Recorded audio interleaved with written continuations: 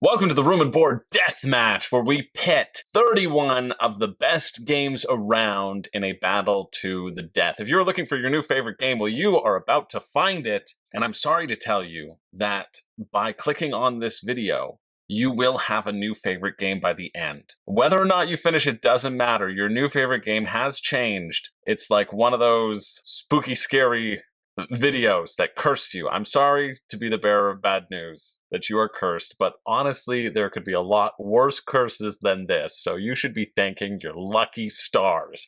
We do this every month, and this month's theme is everybody's favorite. Everybody over on the Room and Board Patreon submitted their #1 game of all time. These are 31 of the #1 games of all time for individuals. And I think that's really exciting. I think it makes for a really exciting matchup where you can see your beautiful game that no one appreciates get extinguished in the first round, and you can know that you used to be better than those people. But don't worry, now you've conformed. Now you will have conformed because everybody will have a new favorite game at the end of this video. And what are the games, you ask? Well, they're right here. I should have told you about them beforehand, but now you can have one last chance, one last look to peruse these games for yourself and to think one of them will survive and the rest will be burned for all eternity. Which game do you think is going to come out on top? Remember, all of these games are somebody's #1 game. People who are really entrenched in the board game hobby, entrenched enough that they donate money to the Room and Board Patreon, which is this ugly mug's Patreon, because they like games and we like talking about games. We have a big community over there that we like just chatting about games, although mostly it's chatting about double entendres, but that's neither here nor there. I feel honored to have such an incredible community and also have so many amazing games that people count as their favorites. There's something really special about a favorite game. Whenever you get into the board gaming hobby, people will ask you, hey, what's your favorite game, right? At least that's what I encounter a lot. And my favorite game is on this list. It's Rising Sun. That was picked by 2 people. Not even one, but 2 people picked it as their favorite game. I'm going to be rooting for that one and hope that it can still be my favorite by the end of this. But people often ask, what is your favorite game? And if it is a large thing like Rising Sun and they aren't that entrenched in the board gaming hobby, well, then it's difficult. It's difficult to tell them, okay, this is what it is. But they ask that question because they are interested. They ask that question because they want a glimpse into what makes this board gaming hobby just so special. And I cannot wait to burn 30 of those special moments and only have one left that we can all conform. Resistance is futile. We are the bears. The Borg. What was that about? Who knows? Let's get on with the event. For those of you who don't know, my entire family was kidnapped by bears. Hopefully that was enough time. Drop in the comments down below which, right now, before you watch this video, which game you think is going to come out on top. Because I'm interested to see. I like hearing from you, and it's the least you can do since I've spent all this time talking. You know, so just do that. And pinch that little like button while you're at it. Okay, let's get into the first matchup, which is Bunny Kingdom versus Takenoko. It's the battle of the adorable animals facing off first. And both of these are great games. Of course they are. Every single game on this list is a great game because it is somebody's favorite. Bunny Kingdom reminds me a lot of Acquire, or actually Foundations of Rome. If you ever thought Foundations of Rome was going to be interesting to you, check out Bunny Kingdom for sure. But Bunny Kingdom is actually better than Foundations of Rome. So don't even look at Foundations of Rome. Hey, Foundations of Rome isn't on this list. Bunny Kingdom is a drafting game. So you're going to get a hand of cards and you're going to be taking both simultaneously plots, as in plots of land. You can see these little squares of land where you can claim, and you're trying to get contiguous plots of land, larger and larger, touching various different resources in order to score points, but you're also drafting like end game conditions and point conditions. And so being able to do both of those at the same time is very fun. Takenoko is also a great game. It's where everybody controls the same little panda and the same little gardener and controls what is built where. You're going to be expanding out a garden, a bamboo garden, and you're going to be feeding that delicious panda delicious bamboo. I'm not saying the panda's delicious, okay? I've never had panda, and I'm not going to start. At least I'm not going to start on this YouTube channel. I'm going to do that in the private of my own home. There's the gardener. just rubbing that dirt around. That's how you garden bamboo. I've never done it. Uh, but you'll be getting these different cards where you're trying to complete these various goals, either building bamboo, having the panda eat certain amounts of bamboo, all the while just trying to chain points together. You can take an action and irrigate the soil and rebuild things. And it depends upon what sort of your own personal goals are that you're going for that will determine if you win or not. With Takenoko, there's also a ridiculous giant edition where the figures are like 13 centimeters. Not even joking. It's the size of my head. Yes, I have a very small head. I'm a delicate flower, cultivated by a beautiful gardener. So this was a really close vote. There's a close vote between the two. And so this one came down to a tie. We were deadlocked. However, there were some undecided voters. And when that happens, we'd roll the die of chaos. The D6 of chaos gets rolled. A 1 to 3 gets assigned to Bunny Kingdom. A 2 to... No, that's not it. A 4 to 6 gets assigned to Takenoko. And when the dust settled, there was only one game remaining. It is Takenoko that moves forward by the slimmest of margins in a 14 to 13 vote. Both of these games are fun. Honestly, I probably would have voted for Bunny Kingdom, but I can't anymore because all copies in existence are burned. Moving along to our next matchup, which is not even any easier. They just get harder from here on out. It's Viticulture versus Spirit Island. Both of these games are phenomenal. Both of them are in the top. Spirit Island's number 11 on Board Game Geek. Viticulture is number 34 on Board Game Geek. Both of them in the top 34 on Board Game Geek. Wow, check that out. In Viticulture in the Essential Edition, which is often thrown in with Tuscany, that's a great photo. Look at that. Yeah, get that wine. Get that rosé that you made by smashing together white and red. That's how it works in the game. In Viticulture, it's a worker placement game where you're putting out your workers to create wine. You're going to get grapes. You're going to age those grapes over time. You're going to bottle those grapes. You're going to sell them to the highest bidder. Or you can not make any wine at all and just take people touring around your vineyard, which is how some people can win. And I think it's very funny that people can win that way. Tuscany also adds in an additional sideboard and kind of 2 extra rounds. So it extends the game and it makes it a little bit more complex. But the core of the game is pretty much the same. Spirit Island is a reverse colonization game. That's right. It's kind of like Pandemic, except instead of fighting off the plague, you're fighting off an even worse plague, humankind. You play a spirit of the island who will upgrade your spirit power. You're trying to protect the natives of your island from colonizers as they come to your island and just blight the land all over the place, as coloners are prone to do. They'll first walk in there all hoity-toity with their bodies, and then they'll put down houses, and then they'll put down cities, and then they'll raise the mortgages and prices on the houses in the cities so that no colonizers can come to the land anymore. And even a nice colonizer who isn't a colonizer, was born into this life, and is born into this life of a capital existence, won't be able to afford these houses. And then his landlady will tell him that even though he just installed new floors, she's going to tear down the place probably in the next 5 years, and he'll be very sad. So it's good that we get to take we get to destroy it. We get to destroy all those cities. Yeah, be the spirit and destroy those cities. Because if you can't have one, nobody can. Spirit Island's a fantastic game.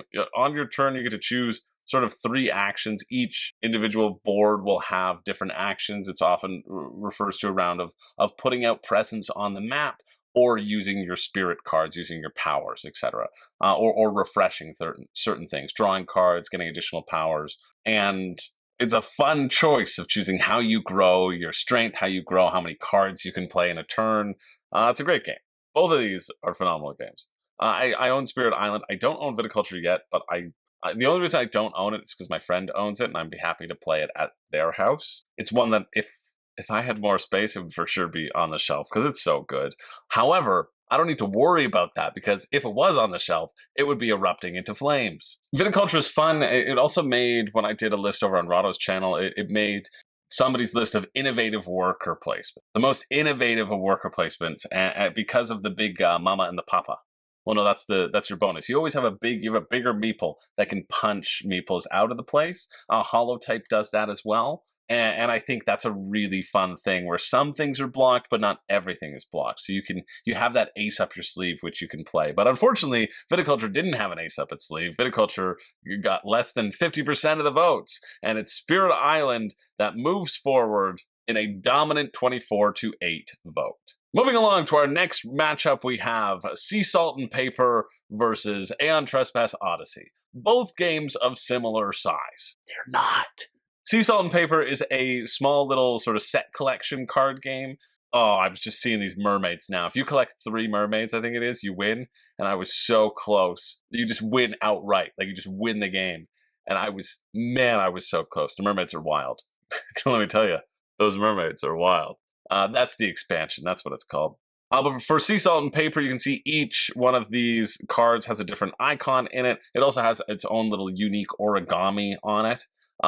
Each one of these cards has a little icon with it, and they all do kind of different things when you play them. And so you're both trying to get sets, which can score you a bunch of points and can do different abilities on your turn. So it's a balance of figuring out which abilities you need to play, which cards you're trying to get into your hand, and when to call the game. Because similar to Gin Rummy, this is why I consider it kind of like Gin Rummy, you can choose when you think you're the winner.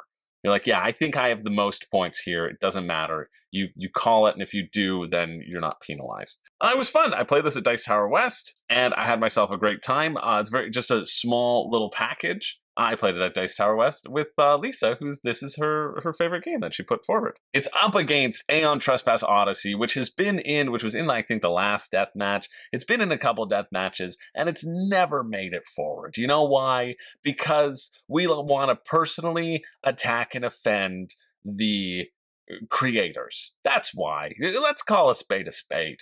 This is just an attack on the creators. That's what this is. That's what is going to happen when the biggest game ever loses to a small little card game, and it's going to be very funny. Aeon Trespass Odyssey is another one of those very large campaign games where it's kind of broken into 3 stages. There's a big exploration phase. If you know Seventh Continent, it's very similar. You're flipping over cards and you're moving around. You're assembling those card-like grids to create a map. Then there's the fighting phase where you jump into your big old meat suit of a titan and punch other monsters in the face. And then there's the reading phase where you get to read a bunch of the story that if you don't say is the best story of all time, well, again, you are personally attacking the creator. And I'm sorry. I'm sorry, we don't want to do that. We don't want to do that here. But I imagine it's just a fine story, like most board games. It's nothing compared to the 10 board game movies that are coming out in the board game cinematic universe. You hear about that? I'm just saying. But yeah, Aeon Trespass Odyssey seems fun. Those who like it a lot. Those who like it also recognize that like a lot of people won't like it. And that it certainly isn't for everyone. And I think because of that, that's the reason why Sea Salt and Paper, the smallest game in the tournament, takes out the biggest game in the tournament in a close 17-15 vote. Aeon Trespass Odyssey looks like a fun game that I will never play. That's pretty much what it is. And I don't have to because it's burnt for all eternity. One of these games are going to be burnt for all eternity as well. And that, of course, is Abomination versus Lost Ruins of Arnak. Why do I say, of course? Because you saw the bracket. You saw the order. You saw the order at the beginning, okay? You saw the order. I own both of these games as well. I own Abomination because it's cool, and I own Lost Ruins of Arnak because I got it for work at WSBG. Which one of these do you think I like more? Actually, I really like both of these. Both of these are worker placement. Abomination, it's kind of gimmick. How I try to sell it to people is that it's a very dark theme. We're going to be harvesting body parts from either murdering people or from the graveyard, but those body parts will be varying levels of freshness.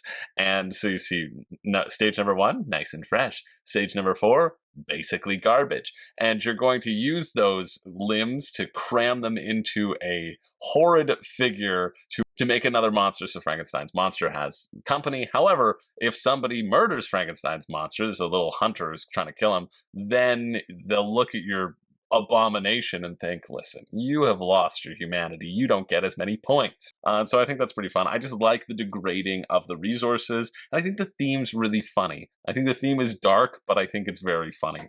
Lost Ruins of Arnak has, another one that kind of took the world by storm. It's in the top 28 on Board Game Geek. It's a combo of worker placement and deck building. However, it's not really deck building. It's more like hand building. You're never going to have like a thick, chonky deck in Lost Ruins of Arnak because you basically only have 5 turns, and you're going to be adding 1 card or 2 cards maybe every turn. And you also start with a deck of like 8 cards, 2 of which you immediately destroy. So it feels a little bit more like Rococo in the sense that you aren't going to be adding or cycling through your deck as much as building potential hands that you might encounter down the line.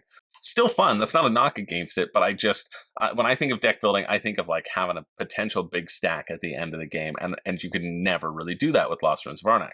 In Lost Ruins of Arnak, which is a really nice BGA implementation, I'm trying to get a picture where they actually nope, all the pictures are not putting the board face on. That's the board face on, but you can see the fear cards that you're going to immediately trash.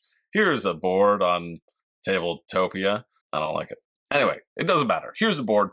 You're going to be placing out your people to take the actions and get the resources that are out there, and you're going to be exploring other places. So you're not sure what space that's going to be, but you are sure that there's going to be a monster there that you're going to have to fight and buy out, and then eventually win over to your side, and they can give you a little bonus. You're also going to be going up these 2 tracks, these tech tracks, which have varying paths and varying rewards that you can get. A really slick, fun game. It's one of those games where you think, oh, only 5 rounds? I'm not going to be able to do anything. And then you can do quite a lot in those 5 rounds. Unfortunately, Abomination is the one that falls here. And so Abomination did scoop up some votes, but it is Lost Ruins of Arnak that moves forward in a 19-6 vote.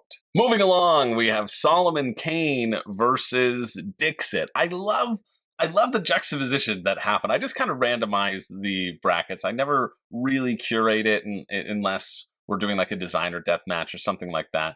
Or there feels like an obvious matchup that we want to have fight out at the very beginning. I never really curated it, just kind of randomized selections. But I love that these sort of larger scenario-based campaign games are facing off against the more accessible family games. Solomon Kane is a co-op game, but I'm fairly certain the general consensus is that it's best at 1. Yeah, best at 1. 78% of people say that it's best at 1.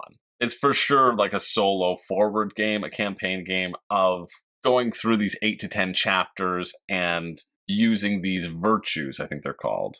Each virtue has a different sort of ability, different stats. They're your characters, right? Your asymmetric characters that you can move and shift around and help Solomon Kane fight the baddies. I think there's like 5 different sculpts of Solomon Kane. It's like Solomon Kane with a gun, Solomon Kane with a gun pointed at you, Solomon Kane with 2 guns and a gun in his mouth with a little rose on the end. No, the last one isn't in there. But yeah, it was published by Mythic, so you'll never see it again. No, just kidding. It was sold to Monolith now, so I know some people were interested in it, and you might be able to find it if it makes it through this entire tournament. It's up against Dixit. Dixit has been around since 2008. It's a very simple game if you haven't played it. Basically, you'll see all these individual cards. This isn't a quilt. It's just a bunch of cards. On your turn, you'll have a hand of cards, and you'll be the storyteller. And you will pick a card, and you'll put it face down, and you'll say a story. You'll say, money is the root of all evil. Or you'll say, patience is a virtue. Or you'll say, time's running out. Or you'll say, I love Chris George. That's what you should say every time. Doesn't matter. And then everybody else looks at their cards, and they add a card which they can use to try to trick someone to choose it. Because once all the cards are revealed, they're shuffled and they're revealed, everybody makes a vote on what card they think is the storyteller's card. And if you get it right, you get points. If you get it wrong, the other person, whoever you picked, gets points. And so the first person to a number of points wins. I played this game before I would even say I was interested in board gaming. It came out in 2008. I probably played it around then.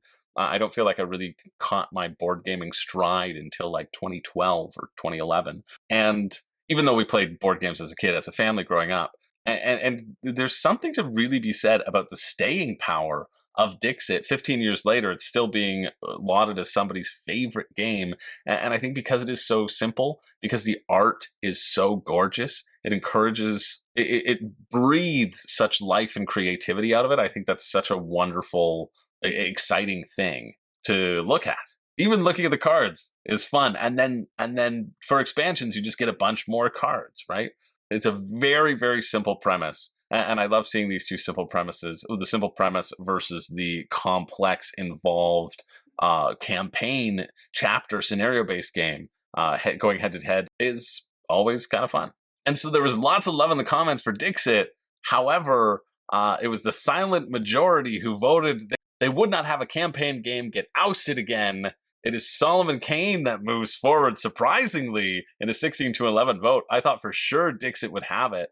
I feel like my feeling of Dixit is that, like, oh, I played this before I was into board games, but I've played it since, and I generally enjoy it, and I really recognize that it's a lovely, easy game that a lot of people can get into. I've had great stories from people who aren't really that into board games as well, really gelling with Dixit and being almost a gateway into the hobby, which is lovely. But unfortunately, it's lovely no more because all copies of Dixit have been burned, and Solomon Kane moves forward in that 16-11 vote. Moving along, our next up, we have Rajas of the Ganges versus Marvel Champions. I have yet to play the actual Rajas of the Ganges, but I played the dice game, so it's probably the same thing, just without the dice, just without the dice. And in this one, you just have to manage your dice to build profitable markets and grand monuments in historical India. So it's probably different. The key here with Rajas of the Ganges is that you have your regular workers who can go on spots and do stuff, and then you also have your dice, which you can combine to draft tiles as well. So it's worker placement, dice placement, both dealing with stuff that's on the board and your own personal player board where you can draft tiles for bonuses. You have two tracks, Money and Fame, and when Money and Fame finally cross, you will have achieved lifelong happiness, I assume. I'm still waiting for that to happen in either camp. I don't think those two, sometimes the tracks don't move. Sometimes money doesn't move at all, and fame goes down, actually, depending upon the choices that you make in your life. But hey, it's up against Marvel Champions, which is one of the biggest living card games out there. You take control of a superhero or many superheroes, you build a deck, you can multi-hand, you build a deck per superhero, you can multi-hand between the two superheroes, you try to take on a big bad villain and take them down. It also has these things called like alter ego cards, and you can change your form so you can be Clark Kent, the famous Marvel hero Clark Kent, or the famous Marvel hero Bruce Wayne, and you can turn into their ordinary alter ego Superman. It's Marvel Champions. People love Marvel Champions. I don't want to say never play Marvel Champions, but it's a living card game, and I don't want to get addicted to buying everything, so I just stay away. This was a really close vote, really close. Lots of extra votes were used. Every tournament, you get one extra vote that you can put behind your favorite. You know, coincidentally, some people might have feelings towards one or the other, but so many extra votes were dropped. It came down to a 19-18 vote for Rajas of the Ganges. I paused, but then I cut out the pauses, so you actually didn't hear the anticipation of the pauses. It doesn't matter. Rajas of the Ganges beats Marvel Champions in round one. Is that going to be the biggest upset we see this match? I don't know, but it's a pretty big upset. And it moves on to the next round. Marvel Champions and all of its expansions are unfortunately burned for all eternity. Moving along to Kingdom Death Monster versus Blood Rage. Two beloved games also in the top 100 of Board Game Geek. There's a reason these games are popular. Blood Rage sitting at 44. Kingdom Death, Monster. Well, the Monster is different, but that happens to me after I eat too many spicy peppers. Okay, I'm sorry. I took a break, and now I'm in a weird mood, and I'm using this excess energy to get through so I can keep filming this. So that's what you're getting. Welcome to the party, pal. Kingdom Death Monster is, again, another one of these large campaign games where you sit in the dark with a little lantern, just hoping that someone will save your little soul. And then a big white lion, at least as far as I know, a big white lion comes over and bites your head off repeatedly. And then you get to go through the fun of creating a character over and over again while a big white lion comes and bites your face off. And then you can just get to keep on doing that again. Apparently there's something past that campaign mark, but I don't think anybody's ever seen it. But people like to pay for it, though. They like to think that they'll get to it, but they won't. Nobody's ever seen it. That's the truth. Blood Rage is by designer Eric Lang. It is, an okay part of the trilogy. The better part of the trilogy is coming up later. I guess this can be definitive to see how far each one goes, right? If Blood Rage goes through and Rising Sun doesn't, then I'll admit that Rising Sun is better. Okay, I'll admit it. But if something else were to happen, something very unexpected were to happen, well, I guess we're just going to have to go with the votes here. Blood Rage is a great game. It's a drafting game. That's the contents of it. And now here's the actual board. You have 3 rounds. You're going to draft cards. And then on your turn, you can put people onto the board. You can pillage places to get bonuses, or you can upgrade your own clan. It takes a strategic timing of hand management of when to play these actions, when to take the actions on the board, and carefully managing your rage. Because if you lose all of your rage, you use up all of your rage, you're done. You can't take any more actions as well. And there are things that can steal that away from you. Why am I telling you about Blood Rage? You know it by now.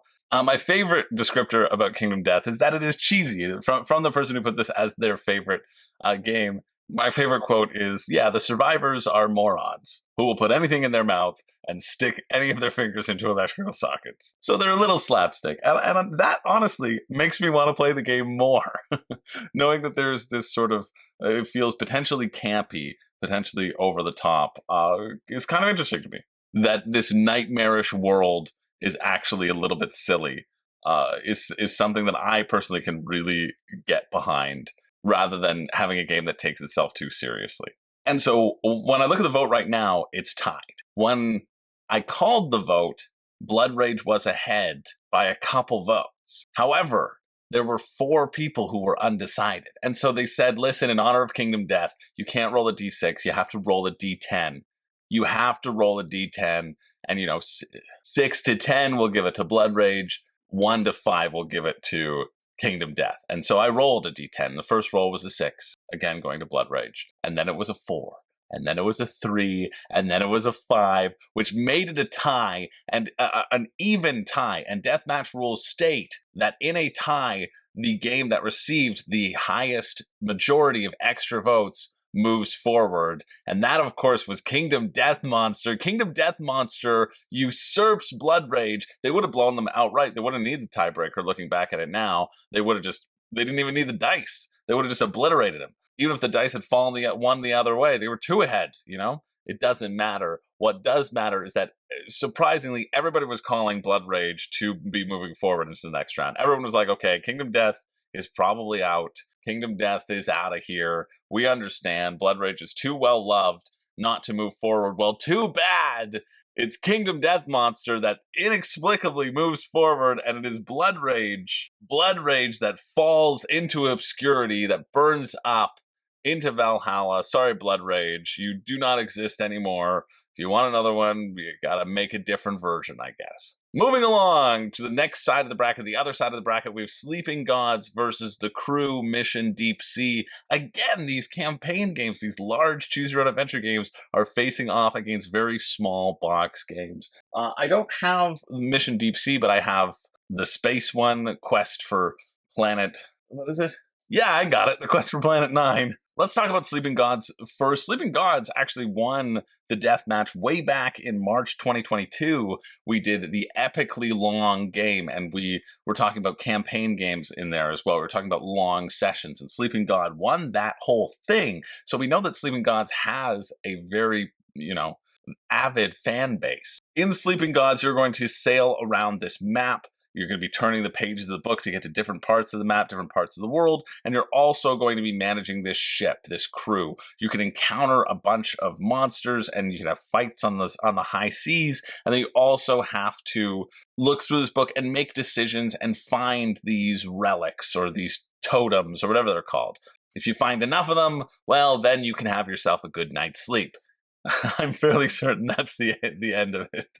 Or you've saved the world, one or the other. The Crew Mission Deep Sea is a cooperative trick-taking game. It kind of innovated that cooperative trick-taking game genre. Nobody had really done trick-taking in a co-op fashion, but it gives you a whole booklet of challenges to make. You shuffle up the cards, you give cards to each other randomly, and your cards will have goals on them. It'll be like, this person has to win all of the pink tricks, and then you have to figure out a way to get all of the pink cards into that person's hand. And So it's very exciting because you're not allowed to communicate. I think the key to this is limited communication and just trying to puzzle it out with the things that you have in front of you. And so it's a great game for sure. Both taking place in the deepest ocean blues. One of them is going to move forward, though. Is it going to be Satoga? Well, no, it's not, because it overwhelmingly, Sleeping Gods overwhelmingly destroys this matchup in a 23-9 vote. The crew, unfortunately, is cast into darkness. Moving along, we have Too Many Bones versus Patchwork. Too Many Bones, which is Chip Theory Games' darling. It kind of put them on the map, where you will take control of an asymmetric gear lock. That's also known as a character. You're going to roll all these dice, and you're going to move around with this 4x4 little mouse pad, and just try to put heavier and heavier bits of chips and plastic on the mouse pad so you feel opulent. It also has a fun system where each character has their own tech tree. You see, this mouse pad has holes in it, and as well as an entire sheet that my face is almost obscuring, detailing all the dice that can go into those holes. You can upgrade those skills as you progress through a little campaign. Every time you beat a mission, you'll deal with a number of different baddies. You have to roll dice against them and knock and whittle down their health. When you do, you eliminate them from the board. Hopefully you have retained all of your health as well, and then you can get experience points, which can level your character up in preparation for the big bad boss fight. It's up against Patchwork, which is by Uwe Rosenberg. It is a 2-player game that was this year in WSBG, but it is no longer, where you are creating a 9x9 quilt. A beautiful 9x9 quilt. But the cool thing about it, and this is why I actually really enjoy this game, it's very easy to set up. You take the box and you dump it on the table and you scoop it around and you make a circle. You see this circle on the outskirts here. There's going to be a little token indicating placement, player placement, and you have the choice of the 3 pieces in front of that token. And if you buy it, you put it onto your little quilt and you move the amount of spaces equal to the time. So it costs buttons, which you want to have the most buttons at the end of the game, and it also costs time. You only have a limited amount of time to fill up your quilt. And so are you going to spend it on that one that has a lot of buttons and will give you a lot of resources in that early game? Or are you going to spend it on the ones that'll cover up your quilt? Because nobody wants a quilt with a bunch of holes in it. You'll get negative points for that. I expect Too Many Bones to beat Patchwork here handily. I haven't looked at checked the numbers just yet. It was actually pretty close, though. I've said this in a bunch of videos, so I won't belabor it, but that's not where I wanted to go. Patchwork is the one game that I am truly awful at. I'm generally pretty good at games. Patchwork, I am truly awful. Not even just okay, not bad, but awful, horrendous. I'm usually in the negative points. My best score in Patchwork is 8. It is 8, and I am proud of that 8. I'm just really, really bad. I'm just awful at this game. And I think that slightly impacts my enjoyment of it.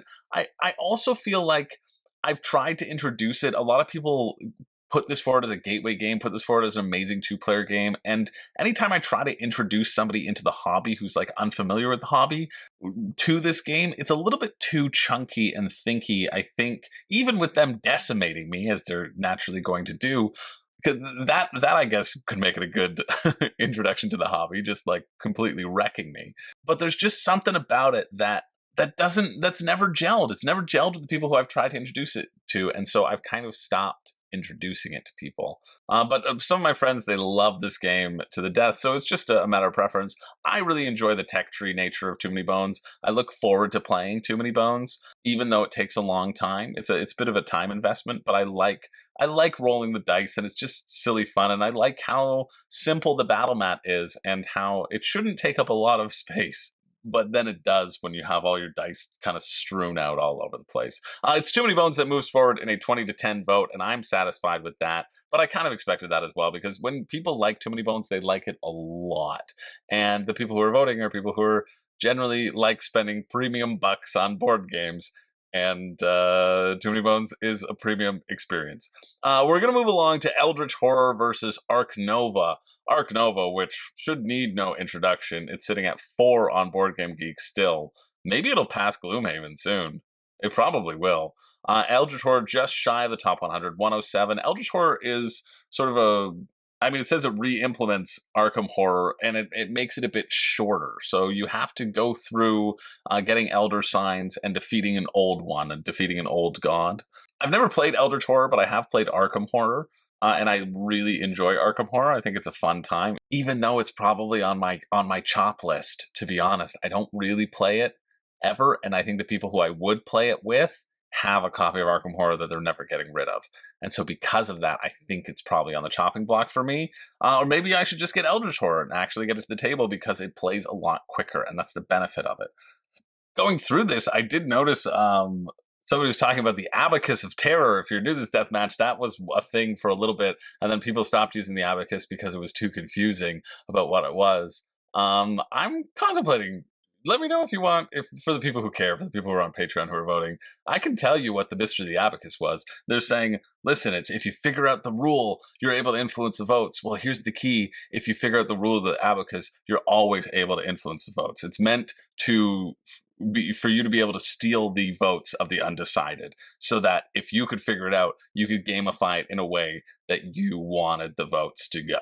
That's how they've always been designed. That's why it was odds left, evens right, because if you figured that out, then you could always throw your vote onto the Abacus right before the end and then switch all the votes onto your one game and just win it and take everybody's undecided vote who, didn't want to vote for either, but you feel passionate about it to find the answer and then solve the mystery. In this one, that it was still a way for you to influence the votes in an all or nothing fashion to the one that you like the best. If that's a hint to what it was, I don't know. But yeah, I agree. I feel like the Abacus kind of goes a little against I don't like the randomness that much. You know what I mean?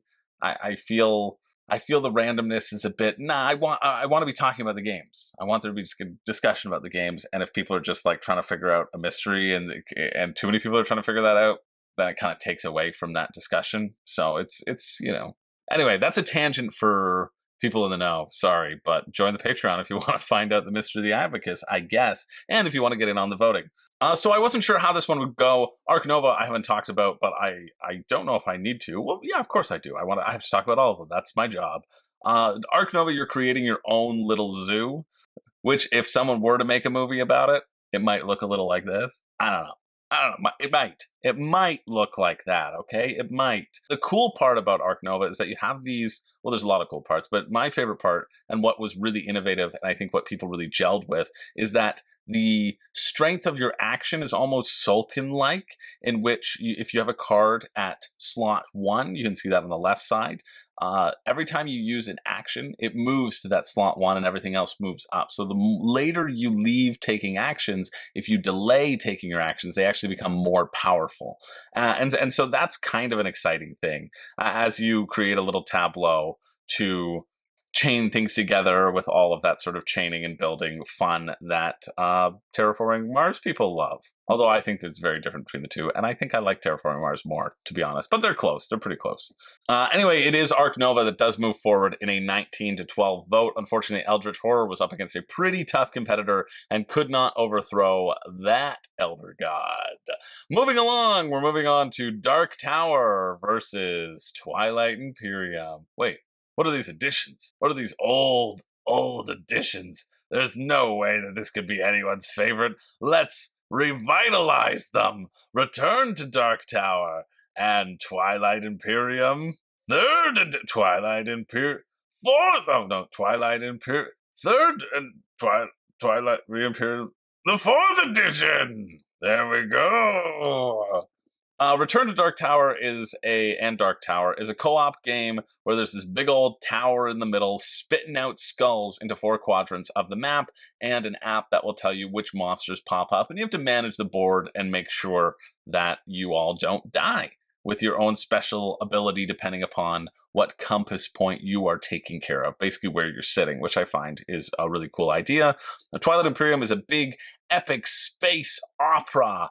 Ooh, that's really thematic and really focuses around you just spending 10 resources to get 1 point, and first to 10 points wins. or 14 points if you want to play a long game, if you're absolutely bananas. That's the only way I've experienced Twilight Imperium. I think, although to be honest, I think any game would have felt like a long game. Maybe that's why it took so long, because we did play the long game. We wanted to get the full epic nature. And so there's a potential to, 10 points? That'd be easy to take care of. Twilight Imperium has a lot going for it mechanically. It kind of takes every exciting mechanic and kind of crams them into one box and says, hey, does this work?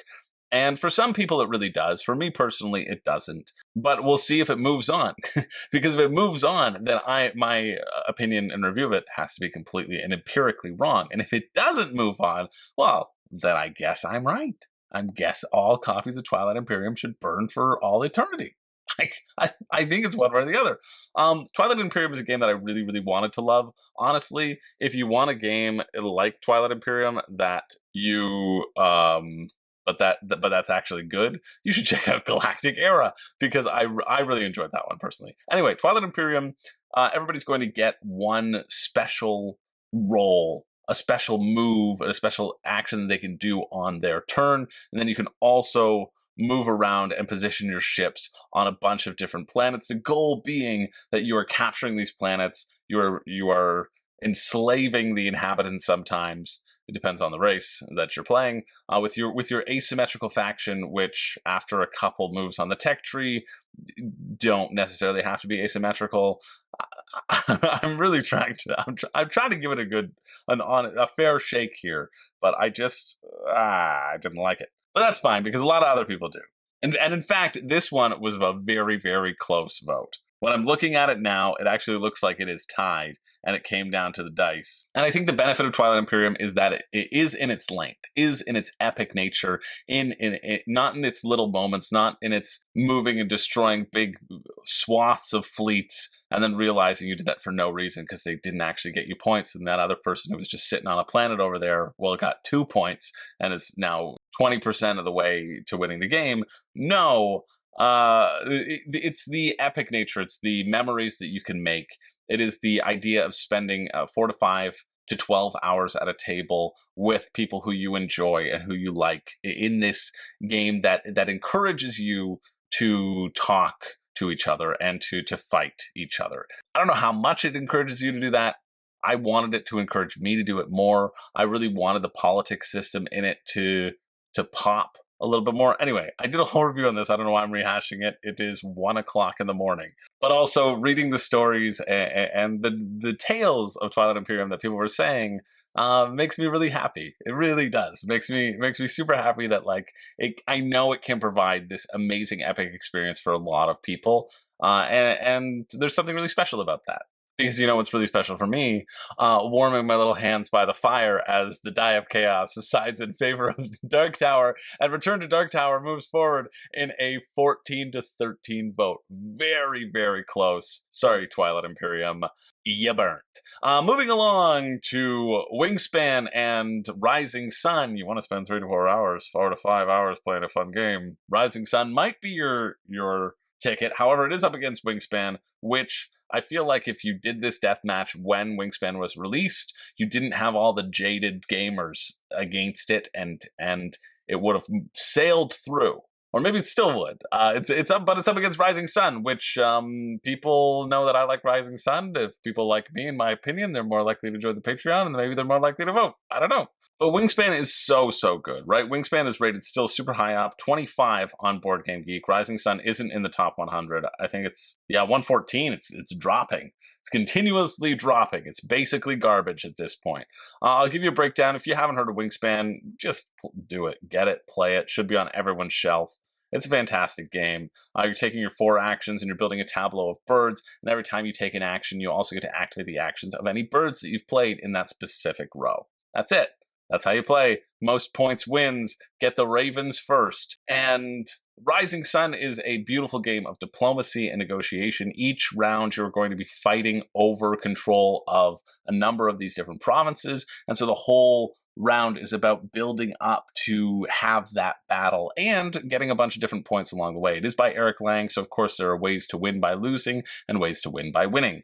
My favorite element of Rising Sun is the battle phase, where you are collecting these coins and then you bid on secret advantages, and then you reveal. There's that moment of tension on every game of what did you pick? What did you pick right here?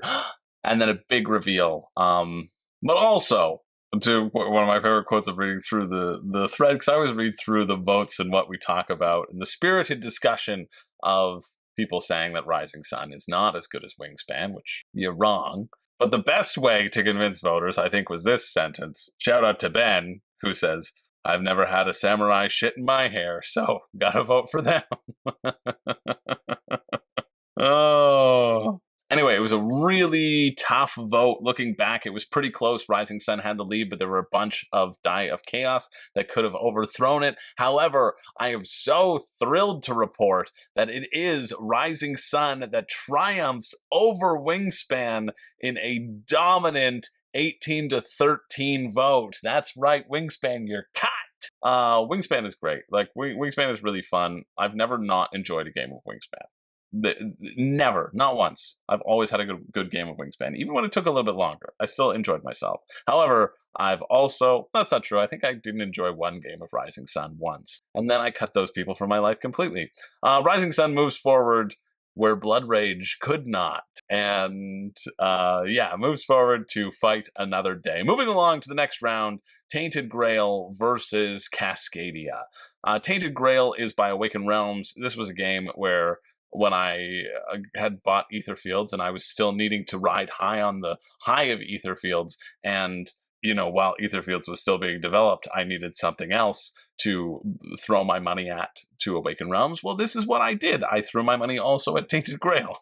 I said, please. My neighbor had backed it and said, like, I'm not sure if I'll really enjoy it. I say, I'm sure, and then I'll buy it from you, and then you can have it afterwards. But I need to buy it. I need it now. And so that's what I did with Tainted Grail. And Renee and we played it a couple of times, and it was okay. There's these big old cards that you're going to lay out that create the map of the world, and you also have these big old statues, these menhirs, where you have to go up to one and you have to light it, and that will keep the lights on for 8 turns or 6 turns or however powerful that menhir landlord is, allowing you to keep the lights on, and it will illuminate the sort of cross sections of the cards and allow you to explore more cards. And so then you find another menhir, and you're like, well, didn't I already pay rent to that other menhir? And he's like, nah, this is a different room. You want to turn the lights on in this room? You got to pay me 4 wood and 2 leaves. And you say, okay, I'll do it. All the while you're going on this sort of choose your own adventure. You can investigate. Every place you go to is a location. So there's a whole world where you can investigate and have conversations with people and fight people. The combat system is one that I was actually pretty interested in. You're getting these cards and there'll be symbols on the side, and you want to link up the other symbols on the side. And if you do, then you're able to like activate and deal damage and that sort of stuff. And so I think the deck building aspect of it is pretty cool, and that's the reason I would return to it. But I don't have any desire to return to it, honestly. I really don't. And I'll try it again once with Renee, but I don't think we're going to return to it. To be honest, I should, though. I think I just left a bad taste in my mouth because we had different ways of how to enjoy it. I think that's really important in a campaign game if you're playing it with other people, that you are playing with people who want to enjoy it and engage with it the same way and with the same level of consideration. And if people's experiences, they want to do different things, you can really butt heads. And I think that was what hit my experience. It's up against Cascadia, which is going to be tough to beat. Well, this looks like a prototype. Yes, it is. Look at that prototype. That's the real thing, where you are taking tiles from a market and you are going to score those tiles in this variable condition. There are a number of different cards that are out there. Of course, there are the bears, but there are the foxes, and there are the elks as well. So that's okay. We at least got a couple of those. You choose one for each animal for each game that you play. And then if I can get a little picture, right here you can see these tiles are being laid out. You're going to lay out 4 tiles and then 4 little animals. And you have to take the tile and the animal, trying to score both. You're scoring for connected land types, and you're also scoring for how the bears and the salmon, the fox and the elk and the hawks score. This was also at World Series of Board Gaming. The final scores of that final were insane, incredible. It was 100, 101, 102, and 110 points these people got at Cascadia. All of them just beasts. Well, yeah, the beasts, because they're just animals. They're just all animals. And so even though the world of Tainted Grail is really exciting, and I think that's where a lot of people get into it too, is that it's got a solid story attached to it. You can't really beat the family-friendly, accessible nature of Cascadia. It's a big campaign game, again, being overthrown by an accessible, smaller game. Cascadia moves forward in an 18-13 vote, and Tainted Grail, unfortunately, burns for all eternity. I should have sold my copy before that happened. Moving along, we're so close to the end here. We have 2 more, and then we're really going to get things rolling. I know I say that every time, but I like to give an explanation of the games, and then we can really whip through and see how everybody's done. We have Voidfall, which is the newest game, at least the newest released game on this list. It has already moved up to somebody's favorite, and it's making me question everything I ever did when I didn't back Voidfall. Just kidding. The retail version will be fine and less fiddly. But even still, it's up against Root, which has a bajillion expansions that I certainly don't want to keep on my shelf. So luckily, I have a friend who has all of them.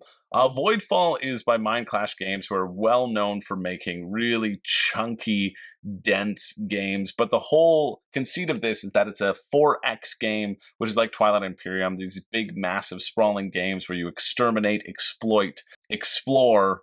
I keep wanting to say expunge. Yeah, and expunge. Whatever the 4th X is. Expand. Expand, that's what it is. You're expanding yourself, you're exploring, flipping over new things. Doesn't matter. But they're mixing that with the crunchiness of a Euro.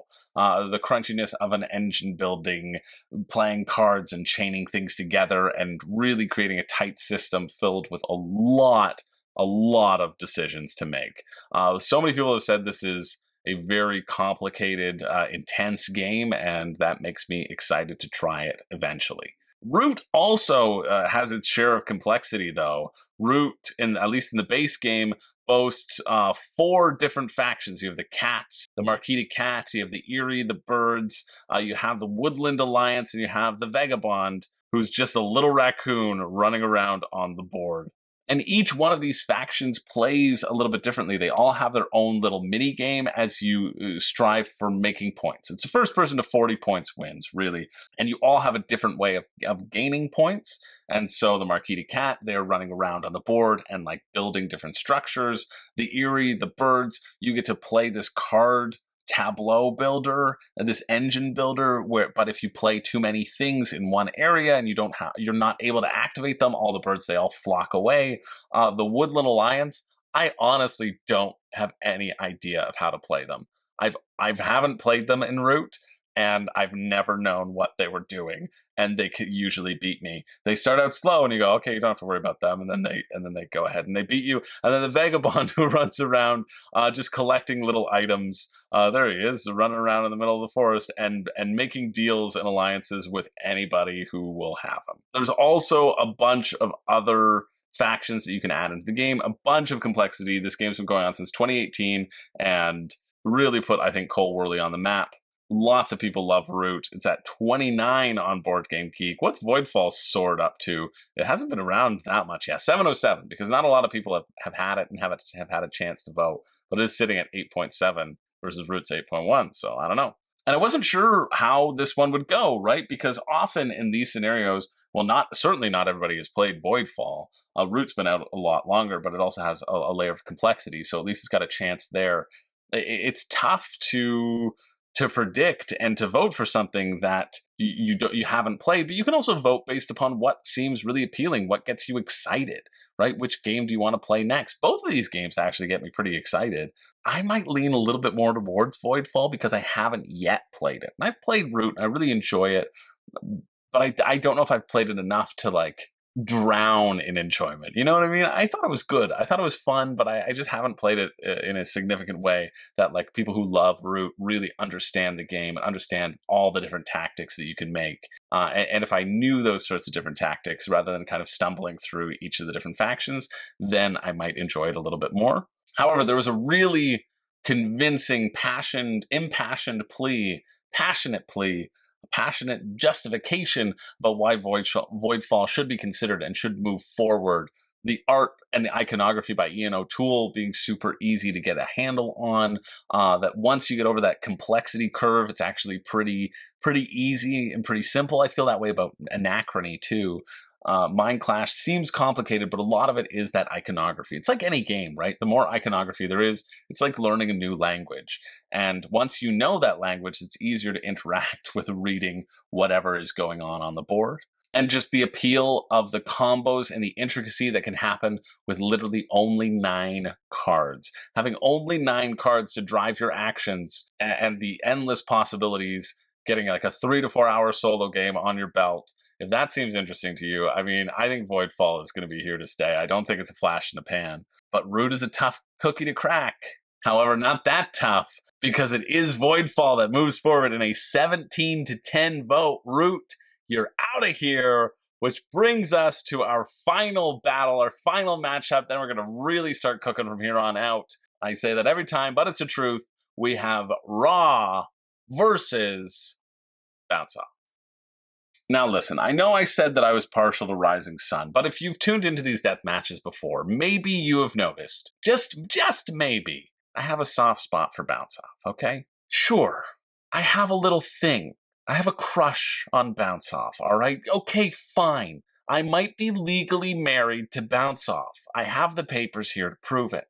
I also need you to know that I am impartial, all right? That I didn't just burn Twilight Imperium for the spite of it, that I honor whatever random die comes up, that I honor the votes, that I don't try to sway anything, and I just, you know, they say you have to kill your darlings when you're writing a book or a script, and well, I feel like I got to do that now. I got to show you that I don't play favorites, okay?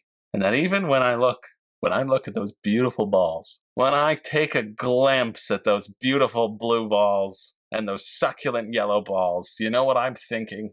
I'm thinking, yes, it's true. I'd love to just run my hands on bounce those balls all over the place. I would. But you know what I would like more? Your respect. And I know I'll never get it. I know the type of person that I am. And I know it's unlikely for that respect meter to ever move up past 1, but it could get to 1. It could get to 1. And so in order to do that, I am going to really rip a part of me out of this death match, prove my impartiality once and for all, and eliminate Bounce Off from the competition. You burnt. You're out of here, Bounce Off. You're gone. And I love you, and I'll see you for Thanksgiving. So it's Raw versus On Mars versus Legendary Marvel. Yeah, that's right. We had a couple late additions. Well, actually, I think these are On Mars and Marvel Legendary. Actually, somebody's number 2, and their number 1 was a repeat from the last thing. I don't know. I didn't pick it for a reason. Okay, it had already won a death match this year, and so was therefore ineligible. Probably that, or it was a repeat. It doesn't matter. But we're talking about Raw versus On Mars versus Legendary Marvel. 3 really solid games. I've talked about Raw a lot. I've been obsessed with Raw ever since I got introduced to it at the World Series of Board Gaming. You do 2 things on your turn. Yuck! Ugh! I don't want that ugly edition. No. Give me the beautiful pieces. Give me the beautiful yuck! Get out of here! Give me the stop it! Give me that beauty! Give me that beautiful little sensual little discs. Okay, there we go. Yeah, perfect. Raw, you're gonna have this. I don't know. I told you were in for a weird night or morning. Good morning. How is your morning going, by the way? Yeah, no, not my grandma. That was her. I said hi to her last time. I'm saying hi to everybody who's not I'm just kidding. It's my grandma. She's 98, okay? She's been having a rough go, okay? So I'm saying hi to my grandma again. She's not going to watch it. She's too busy watching Mass. But, okay, anyway, you're going to pull a tile from a bag and you're going to add it to a lineup. Or you're going to say Raw and you're going to force everybody to bid on that lineup. And it's so simple. Sounds like it would be super boring, but it's not. There's an amazing tension here. There's so many different things to consider with your set collection in Raw. It's fantastic. On Mars is by Vital Lacerda, so you know it's crunchy times a million, where you are going to choose how much you invest on Mars versus not. because at the beginning you're dependent upon supplies from Earth, and you ideally want to get your own oxygen levels up a little bit more so that you can provide for yourself on Mars. Makes sense. Moving things back and forward, it's 4.67. That's even chunkier than Voidfall, okay? She's a complex girl. And we've also got Legendary Marvel. Now, Legendary Marvel and Legendary Alien, they kind of all follow the same system. It's a cooperative deck building game where you're taking on a number of different baddies. That's it. Legendary Marvel and Legendary Alien are the ones that are talked about a lot, but there's a few different iterations. Other than that, it's standard deck builder. You're going to get stuff. Surprising villains will come and punch you in the face, and you got to use your cards effectively to not die. And so there was a lot of back and forth. I obviously was pulling for Raw to win here, but all three of these games I would happily play. Like, that's the great thing about this matchup, is that some matchups I'm like, I wouldn't play that at a game night, or I wouldn't be excited to. Here, I go over to somebody's house and like, hey, we're going to play this game. Anything from this list, I'd be very excited to play. I mean, all of it would be a molten chunk of molten lava at this point. Two of those are going to be Raw, who got 10 votes, and Legendary, who only got like 6 votes. And it is On Mars that moves forward with 12 votes in that three-way bonanza. So we have made it. We have made it to a round of 16. These are the games. This is how our matchup stands currently right now. Are your favorites still in? Are they going to make it all the way to the top? We are going to find out while you're here. You haven't yet, but I'm going to remind you, pinch that little like button, okay?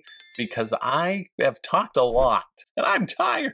But there's one game that we haven't talked about, which we're going to talk about right now. In this matchup, we have Star Trek Frontiers versus Takenoko. Yeah, Star Trek Frontiers got the bye completely randomly, I swear, and not because, shout out to James took over the votes for the last week of September, and I thought, you know what? Your game gets a little bit of a pass. Your game gets one more chance for people not to talk about it and to forget about it entirely until it gets in the round of 16. So you're welcome.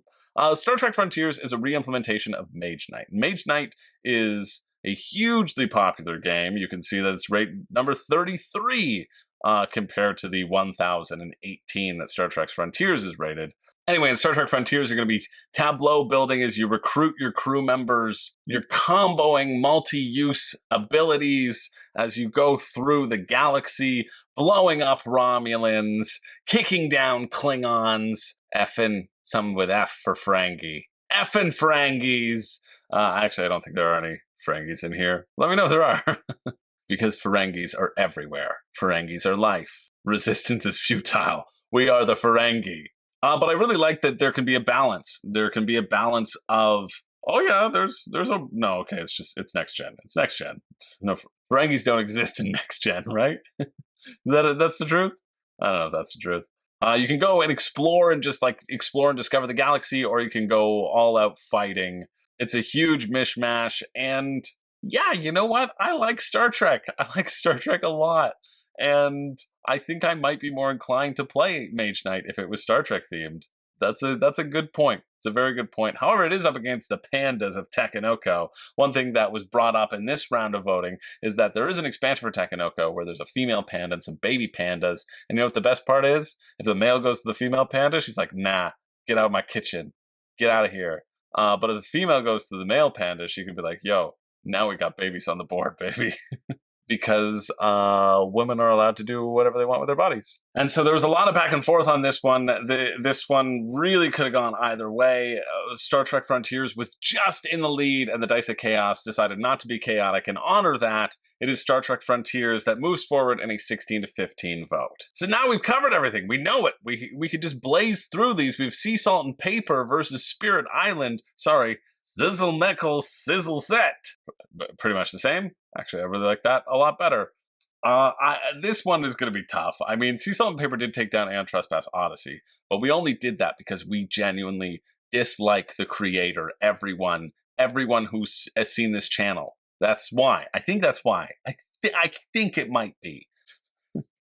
I don't know. I also don't know if that bit's going to translate. If it's going to translate to this medium or not. I just think anyway. I hope it does. I'm not picking on Aeon Trespass Odyssey because if I did, I would I could never live with myself.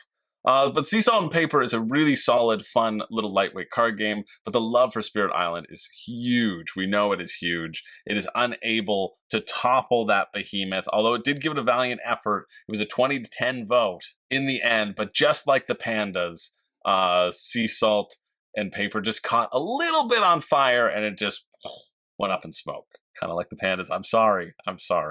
Moving along, we have Lost Ruins of Arnak versus Solomon Kane. I think this one's going to be a pretty easy shout out as well. You know which way this is going. As much as this lovely pilgrim wants to fight the good fight, they can't take down Lost Ruins of Arnak, which has only been improved by its various expansions. People love the expansions, the expedition leaders, a whole bunch of stuff. Arnak blows this one out of the water. Solomon Kane does seem fun. I have a friend who has it, and I'd like to know more about it from that friend, and it's also a campaign game, so I'm never playing it. I'm just not. I'm never doing it. Never again. But yeah, it was Arnak that moves forward at 25-5 vote, a really dominant vote. When I look back now, it's actually 26-5, so just, really rub salt in the wound. Rude. No, I like seeing when people vote after the fact, too. It's kind of fun to go back and go through and see if people miss it. It's all good. So next we have Rajas of the Ganges versus Kingdom Death Monster, both of which I don't know if I expected to be here, honestly. I'm happy that they are. I think Rajas of the Ganges, I'd love to play it. I'd love to play the full version because I quite enjoy the dice game as well. And I can only imagine the decision space is a bit bolder on that. And Kingdom Death Monster, what an upset to put the worst part of Eric Lang's trilogy, the middle ground of Eric Lang's trilogy, in its proverbial place. So I like Kingdom Death for that.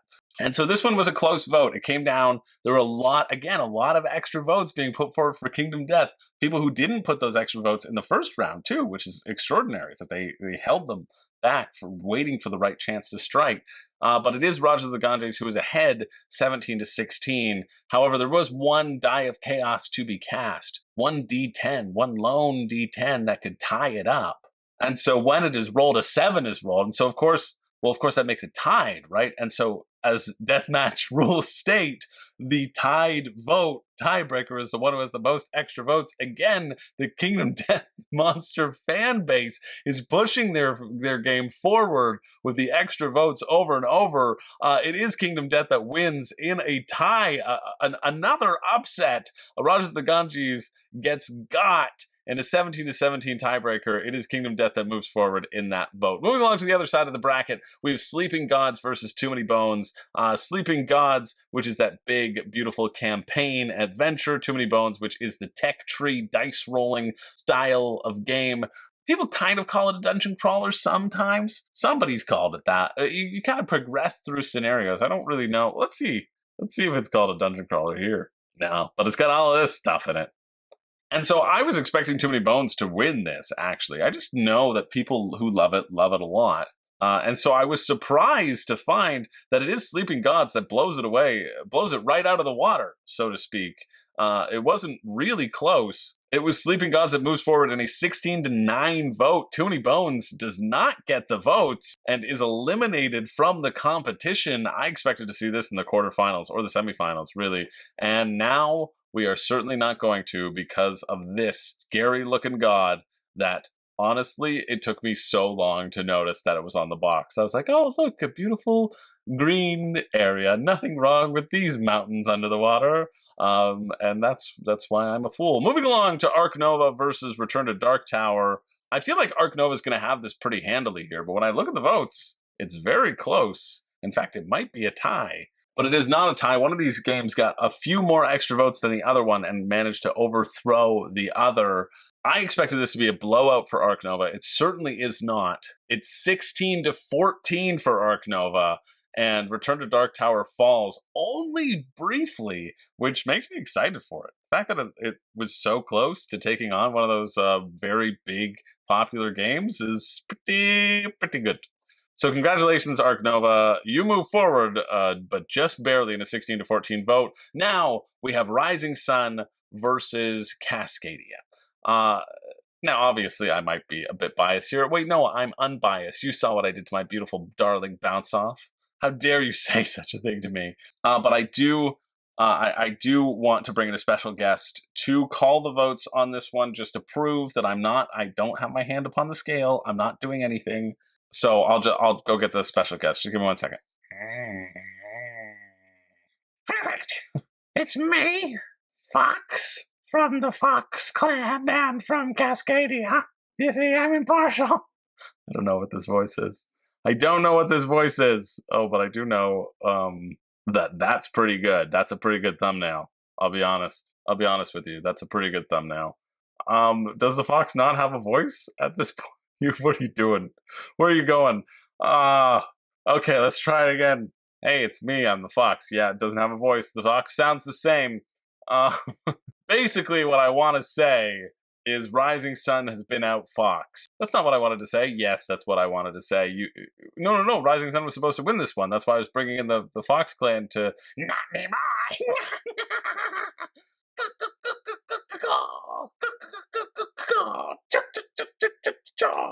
Wait, that's a combo of the chicken and not the egg. Cascadia was winning. I'll tell you this. Cascadia was winning by 19-13. And even when two of the bears viciously attacked those voters who were voting for them in Cascadia, because there are no bears in Rising Sun. They rectified that from Blood Rage. Two of the bears viciously attacked their voters. It still was a 17-13 vote for Rising Sun. Where was the 18 Rising Sun votes? It was not to happen. Rising Sun, unfortunately, has been outfoxed. Thank you for delivering the bad news, Fox. And it is Cascadia that moves forward in a 17-13 vote. Official 17-13, not 19-13. Two of you were mauled by bears, and that's the story, and I'm sticking with it. On to the next one. We've got Voidfall versus On Mars. It's Chonk versus Chank. I'm glad I went with the A vowel there. And this one really could be a toss-up, right? It really could be a toss-up, and so for a lot of people it was. There was a lot of Die of Chaos, but before the Die of Chaos was rolled, it was 15-10 for Voidfall. Get out of here, On Mars. There we go, Voidfall. I think the hotness builds into that. I think the passion shown by the people who are talking about Voidfall gets people excited about it. I also think that Alexifications, well, they're both very expensive, so... people love their expensive games. But yeah, it was 15-10 for Voidfall, and then after the Die of Chaos, that didn't change anything. It was 17-14. It is Voidfall that does move forward into the quarterfinals in that very large 17-14 vote. And so we are here. We're here in the quarterfinals. We have Star Trek Frontiers versus Spirit Island. Mage Knight versus Spirit Island. Both taking a high place in the Board Game Geek rankings, both which seem like great games. I haven't played Star Trek Frontiers, but super interested in doing so. Spirit Island, again, is just so solid. If you haven't tried it out, getting the asymmetric spirits and figuring out how to defend your homeland is very exciting. And I'm happy to say that a lot of people agree with me. Finally, you're back on my side. It is Spirit Island that moves forward in an 18-15 vote. Moving into the semifinals, who will face off against it? Well, we've got Lost Ruins of Arnak versus Kingdom Death Monsters still in the competition here, giving Lost Ruins a run for their money. But Lost Ruins has been on a real tear. I mean, Lost Ruins has had some fairly easy competition, I think. I think they've been blowing through it and making it seem like easy competition. But I think it's had an easier kind of side of the bracket, but not any longer. Kingdom Death has been just thrashing everybody with those D10 rolls. They know the secret sauce, but that can only get you so far. In true Kingdom Death monster fashion, they turn towards the white lion that is Lost Ruins of Arnak, and he just gobbles them up very easily in a 25-7 vote. Lost Ruins moves on. Next round, we have Sleeping Gods versus Ark Nova, everyone's favorite zoo building game, versus, I was trying to think of one where I could pretend this was the zoo building game. You know that old joke, just pretend I made that one. That's probably good. Sleeping Gods is described as the best choose-your-own-adventure board game that Hillary, shout out to Hillary, that was her favorite game that she put forward, has ever experienced, plus a puzzly co-op combat nature to it. So your crewmates can set each other up by hitting a monster a certain way and giving your other crewmates buffs and working that together, combined with the beautiful art, combined with the beautiful storytelling. So many different adventures that all tie in together, or you can't go back to until you've unlocked a certain thing and a certain element of the story as you modify your deck throughout and modify your crew and improve them. It's a good pitch. It's a really good pitch that definitely got some people on side. Arc Nova is solid, but didn't get the love this time. It's really surprising. It was a close vote. It ended up being 19-16, but it is 19 votes for Sleeping Gods and 16 votes for Arc Nova. Maybe the campaign game crew is looking to redeem Solomon Kane, Tainted Grail, Aeon's Trespass Odyssey, and Kingdom Death Monster. One of them's got to keep on moving forward, and that is Sleeping Gods that moves forward 19-16. And finally, we have Cascadia versus Voidfall. Cascadia, which took out Rising Sun, right? Which I actually completely lied to you. I misread it. It's not Voidfall. Voidfall was significantly ahead of On Mars. However, Alexa flipped 6 coins or 7 coins, and 6 of them were heads. And so it was On Mars that took the win. And I just forgot about that. I just assumed it was Voidfall because it had had more votes. But that's what happens when you don't steal the votes of all the undecided. When you don't sway the undecided, you don't get Voidfall to be shouted out like here, like I did mistakenly. That's what happens. But it is Cascadia against On Mars, and I do have a special guest to announce the results of this competition as well. In fact, Cascadia to On Mars looks like the elk to our next guest. On Mars.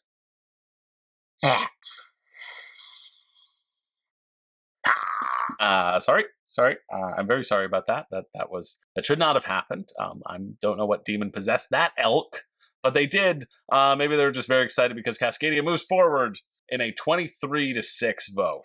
It was a 20-6 vote when I called it, and now it's 23-6, just to, again, really rub salt in the wound. And so we are here. Yes, we are here at our final 4. These are the 4 games vying for your next favorite board game. Spirit Island, Lost Ruins of Arnak, Sleeping Gods, and Cascadia. One of these 4 will win the Room and Board Deathmatch competition and be crowned everyone's favorite board game. And that means everyone. That means you, that means your mom, that means your sister, and it means your lover, your pool boy. Your pool boy. And speaking of pools, we've got a big pool of water over here. We've got Spirit Island versus Lost Ruins of Arnak. Now, I have no idea which way this is going to go. This could go either way very easily. Arnak has just been wrecking games left and right. Spirit Island has had some tough competition. I mean, it started against Viticulture of all games, but it was still able to overthrow them with a significant margin. This vote comes down to 2 votes. It's very close. It's 18-16 for the winner. It's now 19-16 for the winner, but it was 18-16 when the winner was called. Will it be the deck building game, or will it be the co-op anti-colonization game? One of them is going to win, and it is Spirit Island that moves forward in the 18-16. People resonated with it just a little bit more. Board Game Geek's rankings held water, so to speak, and Lost Ruins of Arnak has been eliminated from the competition. Sorry, Indiana Jones, you will not get your time in the sun. Spirit Island moves forward to face off against one of these 2 titans, one of these 2 behemoths, one of these 2 beautiful, buxom gods. Couldn't think of any sort of Baals. Yeah, there's a biblical reference for you. Sleeping Gods versus Cascadia. One of them will move on, one of them will die. They'll just die. And this one was really, really close. In fact, it was a tied vote at 12. It was a tied vote at 1. I had to delay the voting for a little bit because I do it every day. And at one point, Sleeping Gods was ahead. 1 point, Cascadia was ahead. 1 point, they were both tied, like I just said. I don't know how this is going to go either. I really don't know which one is going to move forward. Well, I do, because I'm about to tell you. In the end, it ended up being a 17-16 vote when it was called. It is 18-16 now. Again, somebody threw on their votes just a little bit more. A few more people wanted Cascadia to move forward than Sleeping Gods. And it is Cascadia with all of its animals that moves forward into the finals. Sleeping Gods just misses the boat. and sinks beneath its own weight. So we have our final. We have nature versus nature. Different plots of land versus different tiles of land. Only one of these can win. Shout out to Hellpet, who put forward Spirit Island, and shout out to Jessica, who put forward Cascadia. One of these will win the competition and be crowned everyone's favorite board game. If this one of these games will be your new favorite board game of all time. That's just how it's going to happen. Will it be Spirit Island? Will it be Cascadia? Have I drawn this out long enough to keep the temptation rolling? Or should I keep doing it? Should I switch back? And no, I'm not going to keep doing it. Well, in fact, you know what? It was a really, really close vote at the end. 15-14. One vote. It came down to one single vote. And so I want to announce the winner, but I'm going to, again, bring in one last special guest to do so. Hello, everyone. Hey, it's me, Mr. Ben Barrison. How's it going, everybody?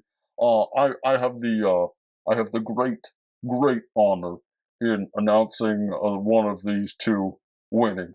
Because here's the thing. One of these games is a lovely game. Absolutely nothing wrong with it. But one of these games really embodies the spirit of the bear gaming hobby. You know, one of these games really sinks their claws into the competition.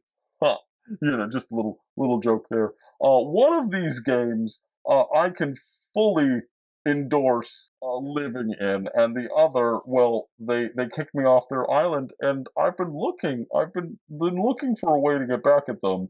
And I am very, very pleased to announce that I have found that way. It doesn't matter. I'm sorry, Spirit Island. You're basically garbage. No one should vote for you. It is Cascadia. Yes, Cascadia, the one that did take out Rising Sun. Again, I had to take out the best. You gotta beat the best to be the best. Cascadia is the winner in a 15-14 vote. So thank you, everybody. Let's go back to me. Let's go back to me so I can really see all of you. And thank you everybody for being here. Thanks for joining. I really wish Chris could come back, but well, he slandered me one too many times, so I've put him in a little bit of a timeout. You know, sometimes you just really got to sit him down and remind him that if he ever wants to see his family again, well, he'll do what I say next time, and he'll make it a larger gap for Cascadia. He'll create those alternate accounts. Thank you so much for watching. If you want to participate in the voting, well, don't worry. You can sign up for the Room and Bear Patreon. Officially Room and Bear. We're rebranding. We're rebranding, everyone. Yep, that's just what we're doing. Oh, yeah, we'll see. We're pushing it through on YouTube. YouTube's keep putting up a little bit of a stink. They say we got to show proof of life, but I think we can bear to handle that.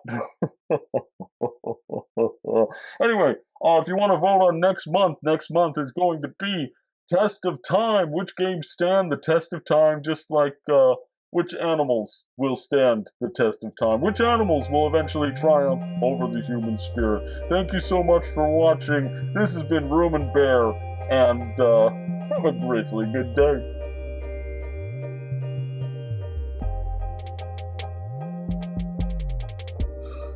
Congratulations, Cascadia. Congratulations to Cascadia. And congratulations to the Bears. I said it at the beginning. I warned you. I warned you all. Cascadia is now your new favorite game. If anybody asks you what your favorite game is, you have one answer, and that answer is Cascadia. Thanks so much for watching. My name is Chris George. I don't have a catchphrase, and I also need to tell you that I'm not being held here against my will. I'm not. Convincing me. It's convincing me. So I hope you... Please, I just want to see them. I hope you have a wonderful, wonderful day, and hold your families close.